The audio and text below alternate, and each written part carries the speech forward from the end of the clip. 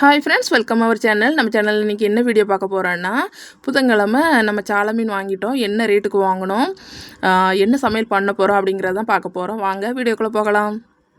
புதன்கிழமை காலையிலேயே எங்கள் வீட்டுக்காரங்க மீன் வாங்கிட்டு வந்துட்டாங்க. சால மீன் தான் வாங்கியிருந்தாங்க. இவ்வளோ மீன் 60 ரூபான்னு வாங்கினாங்க. ரேட் பரவாயில்லையான்னு சொல்லுங்கள். நல்லா ஃப்ரெஷ்ஷான மீன் சூப்பராக இருந்துங்க பார்க்கறதுக்கே.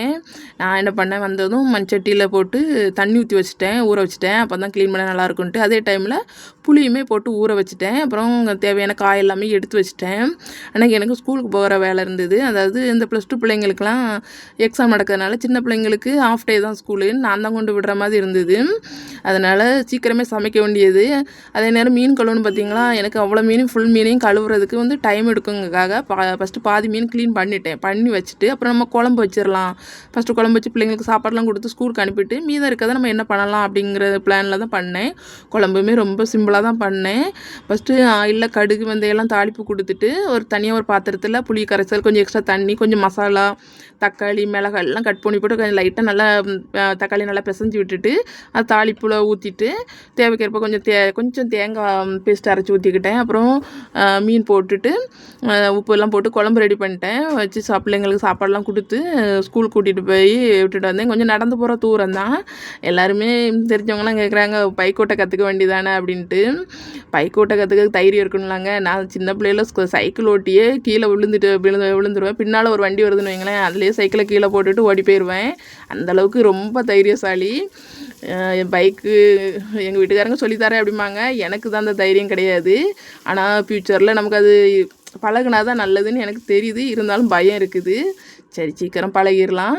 அப்புறம் ஸ்கூலுக்கு போயிட்டு வந்து தான் மீதம் இருக்க மீன் நான் வந்து இந்த ஸ்கூலுக்கு போகிறதுக்கு முன்னாடி மிச்சம் இருக்க மீனையுமே க்ளீன் பண்ணி வச்சுட்டேன். அப்படி வச்சுட்டு போனோம்னா நல்லா இருக்காது பார்த்தீங்களா. அதனால் க்ளீன் பண்ணி வச்சுட்டு தான் போனேன். வந்ததுக்கப்புறம் சரி நமக்கு இந்த மிச்சம் இருக்க மீனை வந்து எனக்கு இன்னொரு குழம்பு வைக்கலான்னு பிளான் போட்டிருந்தேன். ஏன்னா எனக்கு இந்த மசாலா சேர்த்த குழம்பு வந்து இப்போ எனக்கு செட் ஆக மாட்டேங்குது. அடிக்கடி வயிறு வலி பிரச்சனை வர்றதுனால மசாலா சேர்க்காமல் நம்ம தேங்காய் சீரகம் மாதிரி அரைச்சி செய்வோம். ஏன்னா நம்ம வாரத்தில் ஒரு நாள் தான் மீன் வாங்குகிறோம். அதையும் நம்ம உடம்புக்கு சேர்க்கலைன்னா எங்கே ஸ்ட்ரென்த் இருக்க போகுது அப்படிங்கிறக்காக சரி இப்படி செஞ்சிடலாம் அப்படின்ட்டு தான் செஞ்சேன். இது எப்பவும் போல் தான் தாளிப்பு கொடுத்துக்கிட்டேன். கொஞ்சம் சோம்பு மட்டும் எக்ஸ்ட்ரா போட்டு தாளித்தேன். அப்புறம் ஒரு பல்லாரி, ஒரு தக்காளி நல்லா வதக்கிட்டு கொஞ்சம் மஞ்சள் பொடி போட்டு நல்லா மிக்ஸ் பண்ணி விட்டுட்டு கொஞ்சமாக புளி தண்ணி சேர்த்துக்கிட்டேன். அப்போ தான் குழம்பு கொஞ்சம் டேஸ்ட்டாக இருக்கும் அப்படிங்கிறக்காக. அது கொஞ்சம் லைட்டாக கொதிச்சு வர டைமில் நம்ம ஒரு 1.5 சீல் அளவுக்கு தேங்காய், ஒரு 3 வத்தல், கொஞ்சம் சீரகம் சேர்த்து நல்லா பேஸ்ட்டாக அரைச்சிட்டு வந்துட்டேன். அதையுமே அதில் ஊற்றிட்டு கொஞ்சம் எக்ஸ்ட்ரா கொஞ்சம் தண்ணி சேர்த்து நல்லா கொதிக்க விட்டுக்கிட்டேன்.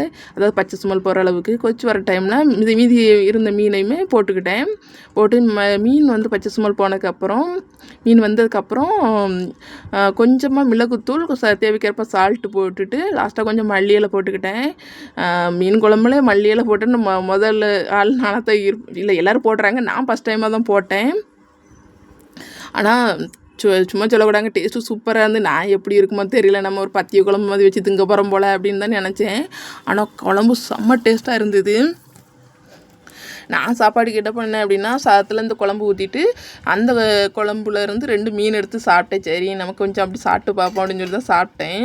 ஆனால் போகிற போக்க பார்த்தா என்ன சாப்பிட போகிறேன்னே தெரியாத அளவுக்கு ஆகிப்போச்சு.